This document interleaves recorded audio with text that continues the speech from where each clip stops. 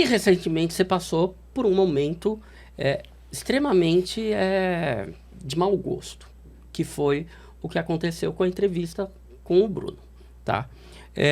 Quando aconteceu aquilo, você imaginava a repercussão que ia ter? E outra coisa que eu quero saber não os bastidores daquilo, mas de que forma as pessoas da tua equipe te acolheram, te receberam depois de ter acontecido o que aconteceu?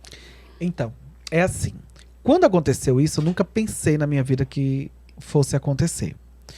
Como eu já contei, já falei muitas vezes, assim, eu sofri preconceito a minha vida inteira. Uhum. E a nossa classe sofre preconceito a vida inteira. Porque no fundo todo mundo fala assim, eu super respeito, eu aceito, eu acho incrível. Mas no fundo é um circo. Nem todo mundo é assim. Nem todo mundo fala de fato que aceita, que respeita. E é de verdade. Então quando eu chego para gravar com o Bruno, eu fico das 10 da noite até 1h30 da manhã esperando para ele atender a gente. Eles atenderem a gente, da imprensa. E aí eu me deparo com aquela... Porque eu tenho que ter um pouco de cuidado para falar algumas coisas. Uhum. Aquela situação ali, para mim, querendo ou não era uma situação diferente. Eu tava lá para gravar com 2 artistas que eu já conhecia e que já sabia como é que era o comportamento. Você já tinha entrevistado eles? Já tinha entrevistado eles. Já não era... outras vezes. Não foi um primeiro contato? Já tinha entrevistado outras vezes, sim.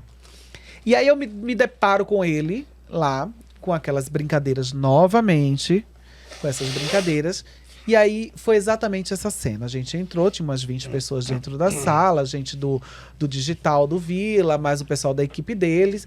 Enfim, o meu cinegrafista... Ok, Lisa, gravando. Ele vira pra mim e faz aquela pergunta. Que todo mundo sabe. E desculpa, eu não vou... Não precisa. E aí ele me faz essa pergunta. Eu fico extremamente chocada com aquilo.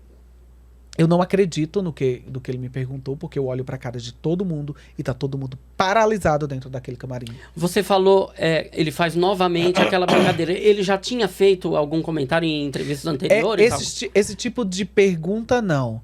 Mas sempre tinha umas brincadeirinhas meio sem graça, assim. Tá. E quando em alguma colega minha, jornalista, mulher cis...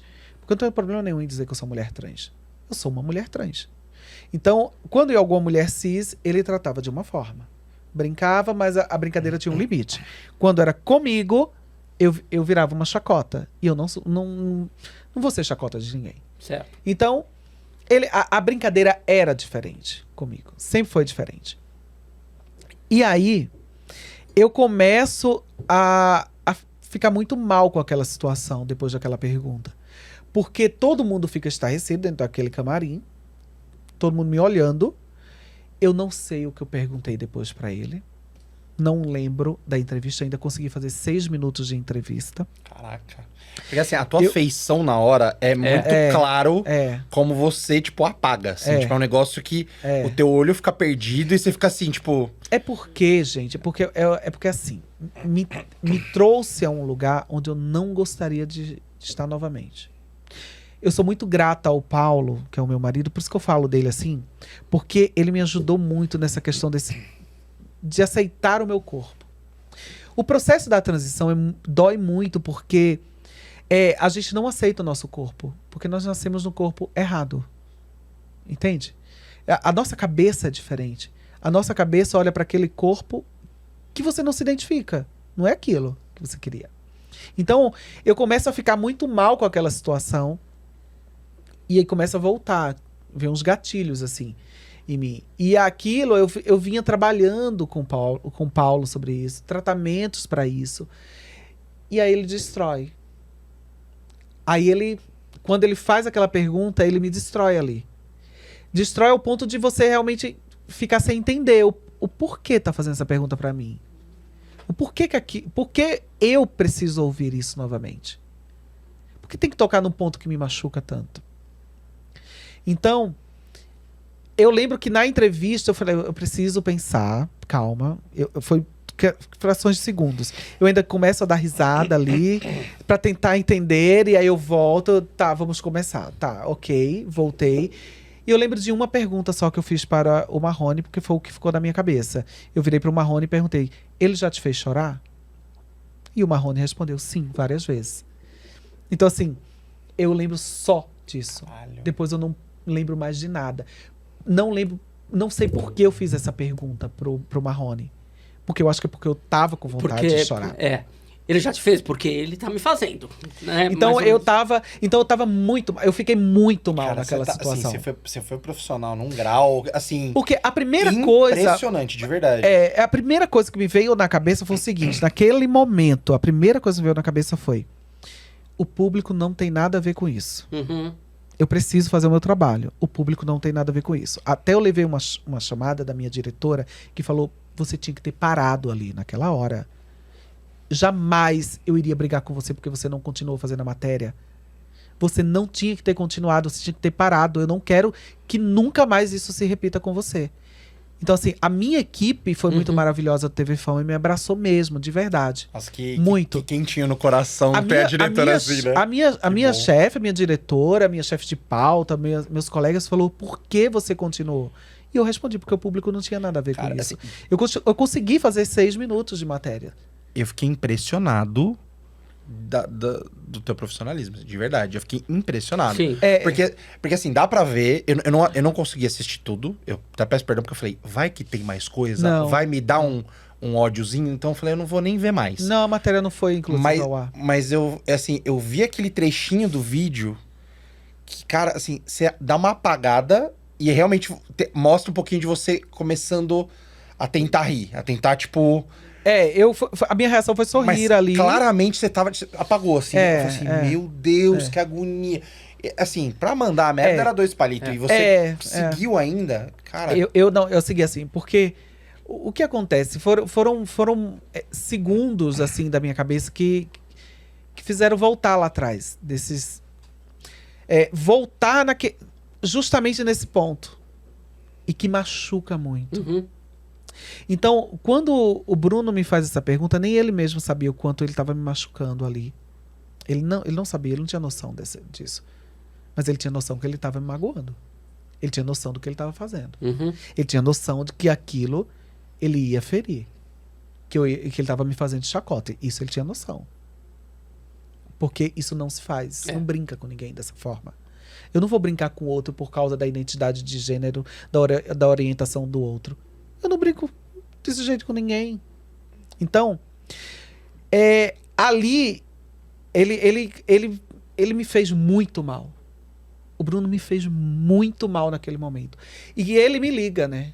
Na segunda-feira. Depois de toda a repercussão, ele me liga. Porque quando ele me liga na segunda-feira, ele faz assim, ele olha, Lisa, é o Bruno. Eu falei, que Bruno? Eu falei, Bruno do Marrone. Eu falei, olha, aí eu descasquei tudo que eu queria falar. Eu falei tudo. Eu falei, você me magoou, você me deixou mal. Você me deixou mal desde sexta-feira, eu voltei a tomar calmante, eu tô péssima, eu não tô bem. Aí eu falei tudo que eu queria pra ele. Ele não vou fazer uma retratação, eu vou fazer uma retratação. Ele falou pra assessoria de imprensa dele que ele nunca pensou na vida dele que ele tinha me feito tão mal assim, que ele não esperava o tamanho da repercussão que foi, sabe? Mas assim, aquilo, essa ligação pra mim, a retratação que ele fez, pra mim, nada. O que eu tava mais preocupada com o meu psicológico, com o que eu estava sentindo naquele momento, sabe? Você tem ideia? Meu marido estava lá também. Ele não ia comigo. Ele não ia. E quando ele entra lá no camarim, ele é uma pessoa extremamente esquentada em algumas coisas. Ele não consegue ter reação. Pra você ver tão constrangedor que foi. O meu cinegrafista, que é um cara super calado na dele, não conseguiu abrir a boca pra nada. Ele se sentiu muito constrangido com aquilo. Muito. Quando desliga a câmera... Não, aí desliga a câmera, acabou ali, desliga a câmera, eu saio de lá, saímos eu, meu marido e o cinegrafista em silêncio, porque o meu marido porque eu tinha um blog. Então ele faz imagens pro blog, enfim. Ele me ajuda nisso. E aí, saímos de lá, nós 3, calados, em silêncio. Nossa. Silêncio. Pra vocês não falarem entre vocês, é porque realmente tá cada um pensando na tua cabeça o que foi aquilo, né? Um silêncio que eu vou dizer pra vocês, foi um silêncio que eu nunca imaginei na minha vida. E que ele sai assim comigo, e o cinegrafista também, o meu marido só vira pra mim e fala, que babaca, né? Ele fala, que babaca. Eu falei, pois é. Aí quando ele vira pra mim e pergunta, você tá bem? Eu falei, como é que eu vou estar bem, né?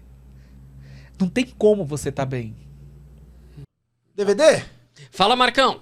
Cara, olha, eu não consigo acreditar, mas o cara que tá assistindo o vídeo, ele não curtiu e não se inscreveu, você acredita? Ah, não, de novo isso? Toda hora acontece essa porcaria? Eu não aguento mais, cara. Acho que o mínimo que ele tinha que fazer é se inscrever aqui, curtir o vídeo e ir lá no nosso canal oficial pra poder se inscrever lá também, né? Não, a gente se esforça, né? Realmente isso é o mínimo que a pessoa pode fazer por nós. Isso, e tá até o link na descrição. Eu não sei como não fez isso ainda, viu? Mas é isso. Espero que as pessoas entendam. Falou, abraço. Falou, Marcão. Tchau. Daqui a pouco a gente tá junto.